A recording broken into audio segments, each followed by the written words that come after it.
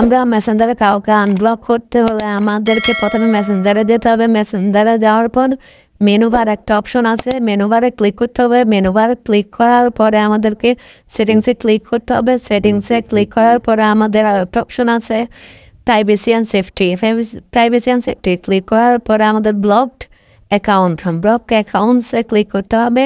Click করার পরে আমরা আমাদের প্রোফাইলের নেম দেখতে পারবো। নাম দেখার পরে আমরা যাকে ব্লক করব কিংবা আনব্লক করব ওই প্রোফাইলে প্রবেশ করতে হবে। প্রবেশ করার সাথে সাথে এখানে দেখাবে আনব্লক, অর্থাৎ এটা আমার ব্লক করা আছে, যার কারণে আনব্লক লেখা আছে। আমি একে আনব্লক করে দিয়েছি।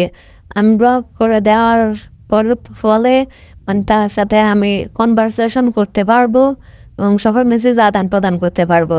সেম পদ্ধতি অনুসরণ করে আমরা যে কোনো কাউকে, অর্থাৎ কেউ আমাদেরকে যদি ডিস্টার্ব করে আমরা তাকে ব্লক করে দিতে পারবো।